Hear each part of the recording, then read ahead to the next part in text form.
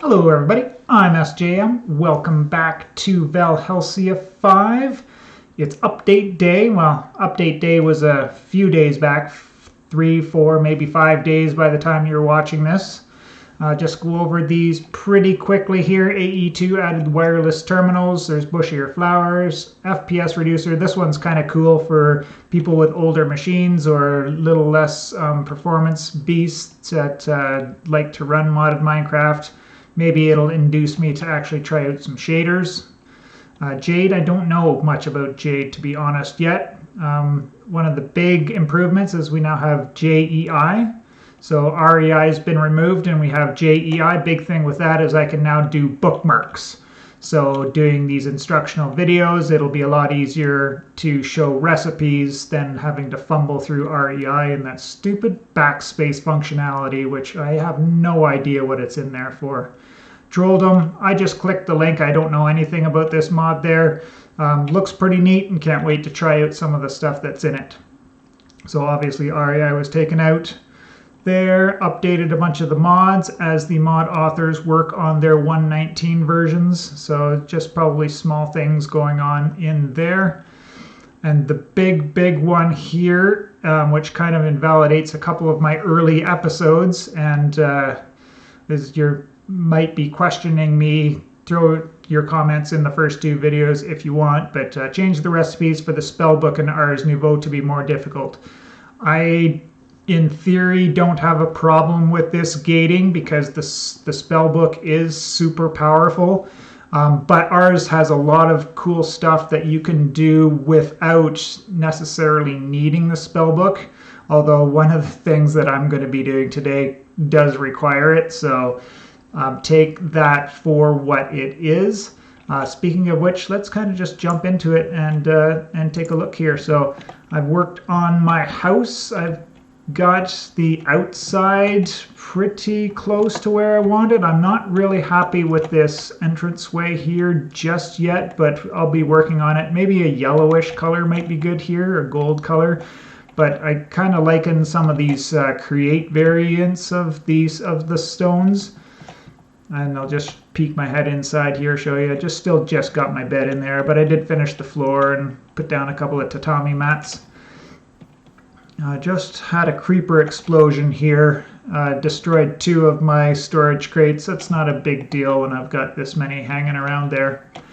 Going back to ours though, I totally don't use like hopper systems very often, so I totally missed this and I caught it when I was looking at other things. We can automate the imbuement chamber with a hopper underneath. You just have to block off all the slots at the first.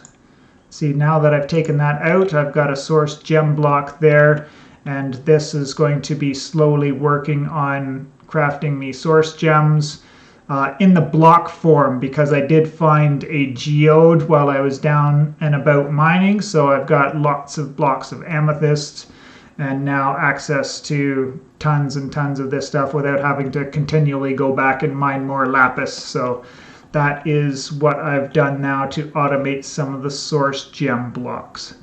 What I wanted to talk about today though, and we'll get this over hopefully pretty quickly, is the various ore doubling or tripling or quintupling that is available in the pack. So I've got on my book there the Silk Touch glyph, which was actually pretty cheap to make on the glyph. I need to do that and then that, and we can actually look at it in here. It's called Extract. It's a tier 2 glyph. Doesn't require a whole heck of a lot to make, and it's a whole lot more mana efficient than trying to do Fortune. In ours, you can actually put up to 4 fortunes on your spell, and that was taking 95% of my spell bar every time, so I couldn't like mass fortune everything to get more bang for my buck out of the raw pieces there. But now that I can fortune up these guys, we can actually do a little bit of a test to see. So You can do fortune on the ores to get more of the raw iron, and there's not a whole heck of a lot you can do to increase your raw iron output from there. You can throw it into... Why am I not looking at the uses of it here? So like your crusher doesn't multiply it at all. Even like you only get very small chances at a second one through immersive. 50% chance with the arc furnace, although that's a heck of a recipe to get to. And then in here, you know, you're almost getting 3 to 1, but this is a big process using the chemical injection chamber. But processing it from the raw, you know, over here we got a little bit of doubling that you can get in immersive, 2.1% or 2 times 2.1 there. This mechanical squeezer is actually not too bad. You get 50-50 to get extras, so you're not guaranteed a 4, but you got a real good chance. Like it's 3.75 guaranteed with a chance to get up to 5. If you want to do the math, you can. It's not that important, but we'll just also go over in mechanism. This is the 5 to 1 as you start with the chemical dissolution chamber. We'll just skip on the required things because that's a whole story unto itself, but 1 iron ore gets you 1,000 iron slurry. And then each iron slurry goes to a clean iron slurry, which requires another process here. This process, you take 2 and you get 1 iron crystal out of that. So for every 1,000, you're getting 5 of these iron crystals.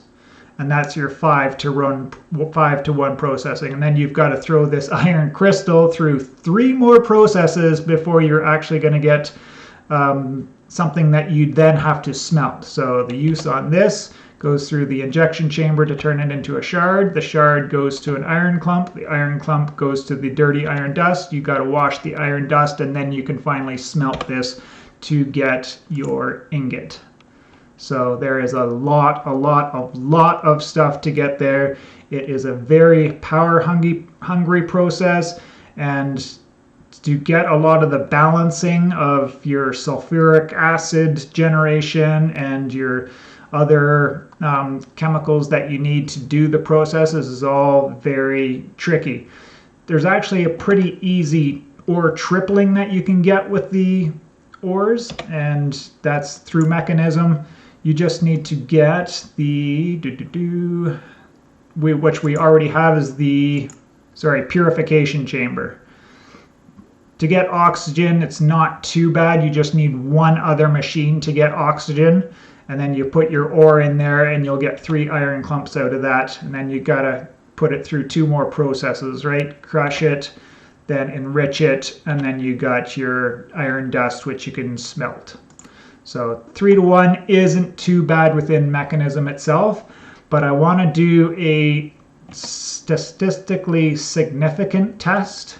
It's not truly statistically significant because they've only got 93 here. I wanted to do 100, but my mining journey just left me just this much short to get to 100.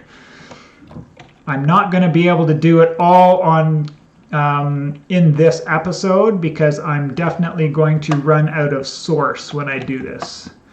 But I did find a totally broken little contraption that was put together by Zeeg777. He's a pretty prolific Ars Nouveau YouTuber. You can find lots of great stuff on there. He's in season 3 currently, which you can watch. This machine he put together in season 2. If you want to go, is there another creeper creeping up on me? I don't know where that other one came from, but that is what it is. But I do just need a little bit of wheat here. And I'm going to need my hoe as well. So what we're going to do is I've got 3 source jars here. Well, this one's not quite full, but We got 3 source jars here. I've made these spell turrets. Oh wait, let's backtrack a little bit with the update. If we look in here, the new recipe for the novice spellbook, now instead of requiring the 4 iron tools and weapon, now requires diorum. Diorum? However you say that, I'm not 100% sure. But these... Another creeper, really? Where are they coming from? Like, there is no spawning spots. I've hit my F7 so that we can see the spawning spots. They're... Where? Where are they coming from? The sky? Are they spawning on these leaves? They're not allowed to spawn on leaves. Like, did he... Maybe he came from here? I don't know.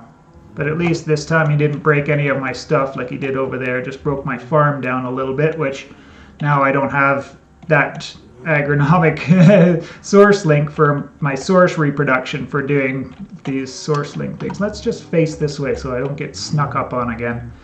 At any rate, we were looking at the spell book and the diorum. This is made with charcoal, arcane crystal dust. This is pretty easy to find in the caves. You get the arcane crystals, which you just have to smelt to get the dust.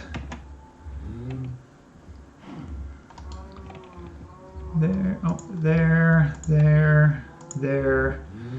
This is the gate, though, the Munda Bitur.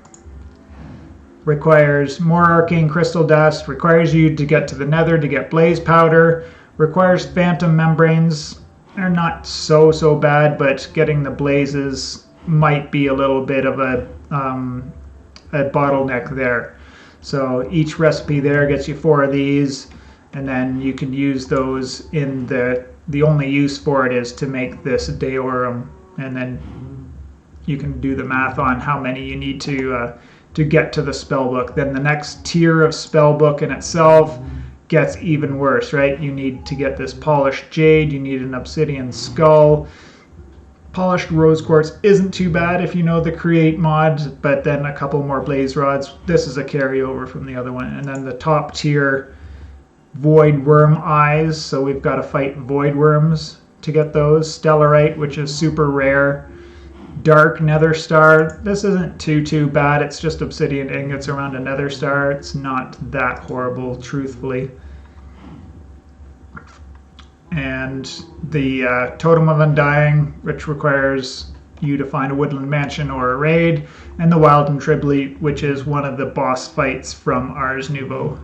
So yes, the spell books have been heavily gated, but that's kind of aside from what I was just talking about right now. So, oh, I might have lost my scribes table. No, I didn't, so that's okay. At any rate, this is the setup. We need 2 spell turrets. I have 1 basic, and I've upgraded 1 to the enchanted. So the basic spell turret, it's not too bad to make. Source gems, gold, and some redstone. And then to get the enchanted one, you just have to throw 2 blaze rods and a source gem block. And the enchanted one just halves the amount of sources required to cast the spell.